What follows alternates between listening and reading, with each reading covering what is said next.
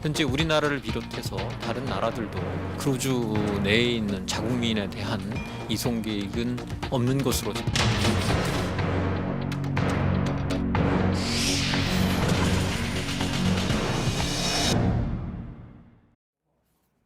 일본에 정박 중인 크루즈선에 갇혀 있는 우리 국민 14명 다 데려와야 하는 것 아니냐? 우한 교민들은 3번이나 전 세계로 데려오면서 크루즈에 탄 승객은 왜 안 되냐? 이런 반응 적지 않습니다. 네, 이가혁 기자하고 바로 팩트체크하겠습니다. 정부는 크루즈에 탄 우리 승객들을 이송할 계획이 아직까지 없다라고 밝혔잖아요. 그러면 중국 우한 교민들을 데려온 거랑은 왜 이렇게 다른 겁니까? 근거가 된 규정이나 절차가 다른 건 없습니다. 네. 해외에서 재난이 발생했을 때 우리 국민을 보호하는 것은 국가의 기본 책무입니다. 영사조력이라고도 하죠. 관련 법령에서 정한 해외 위난에는 대규모 감염병 같은 상황도 포함됩니다. 특히 해당 국가 의료 기능이 마비됐을 때를 매우 급박한 상황으로 봅니다. 영사조력은 여러 단계가 있는데 그중 전세기까지 투입해서 우리 교민을 데려오는 건 매우 강력한 조치입니다. 해외 위난 상황 발생 시 전세기 등 운용 지침, 이 지침에 따른 겁니다.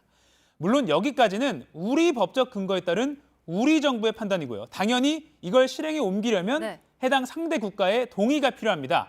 영사조력은 기본적으로 국제법뿐만 아니라 그 나라의 주권과 법을 지키는 선에서만 허용되기 때문입니다. 우한 교민 이송의 경우 우리 정부가 중국 정부와 합의에 도달해 실행됐습니다. 감염병 때문에 우리 전세기가 투입된 건 이번이 처음입니다.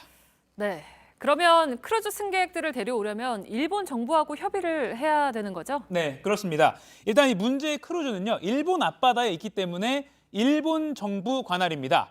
국제보건규칙에 따르면 각국은 유엔 헌장과 국제법 원칙에 따라서 자국의 보건 정책을 시행할 수 있습니다. 즉, 이 배와 관련된 검역 조치는 일본 정부가 주권을 갖고 행사하는 거죠. 여기에 함부로 개입할 수는 없습니다. 그래서 우리 정부도 일본 영내에서 진행되는 사안이다 이렇게 밝혔고요. 현재 요코하마에 있는 우리 영사관도 필요한 생필품과 또 의약품 등을 공급하고 수시로 연락을 취하는 선에서 영사조력을 하고 있습니다. 이보다 더 나아간 일본 정부와 이송 관련 협의는 시작하지 않았습니다.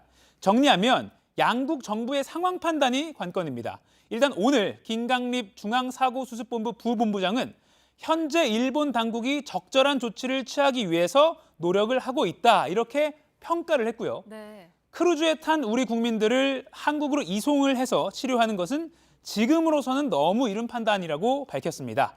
일본 정부의 검역 조치 등 이 상황에 대한 판단이 달라지면 더 적극적인 영사조력 방식을 택할 수도 있습니다. 물론 이 경우에도 최종 실행을 하려면 일본 정부와 협의는 필요합니다. 네, 잘 들었습니다. 팩트체크 이가혁 기자였습니다.